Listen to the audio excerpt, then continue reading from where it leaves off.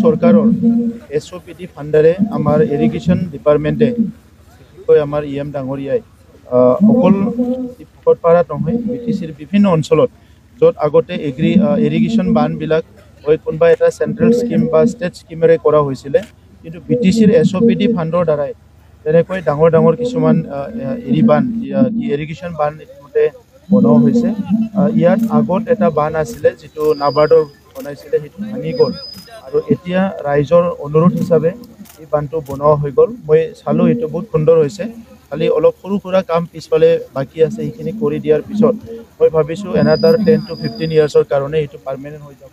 আৰু ভকতপাৰা অঞ্চল বা এই বৃহত্তৰ অঞ্চলত মানুহ বহুত ভালকৈ খেতি কৰে আৰু এতিয়া আমি চবেই বিচাৰিছোঁ যে খেতিটো এবাৰ নহয়, খেতিটো 3 বাৰ হ'ব লাগে আৰু যেনেকৈ বিচাৰে খেতিয়কসকলে তেনেকৈ এনি টাইম খেতি কৰিব পৰা এটা পৰিৱেশ থাকিব লাগে। আৰু ইয়াত মূল খেতি বুলি ক'লে ধান খেতিটো মানে পানীয়ে চবচে প্ৰয়োজন।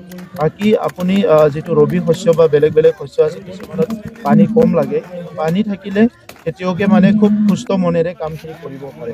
আৰু ইয়াত আমি BTC অঞ্চলত যিটো নেকি ভূমিৰ তলৰ পৰা পানী উঠোৱা এইটো অলপ কমাব বিচাৰিছোঁ, কাৰণ যিটো লেয়াৰ পানীৰ লেয়াৰটো বিভিন্ন ঠাইত কমি গৈছে।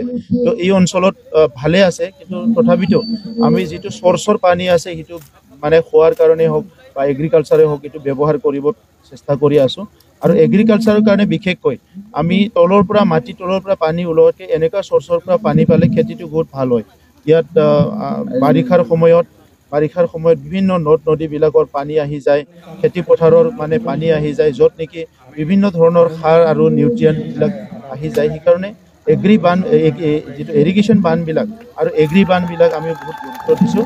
মই ভকতপাৰা ৰাইজক BTR চৰকাৰৰ তৰফৰ পৰা আমি নতুন বছৰৰ এটা গিফ্ট দিবলৈ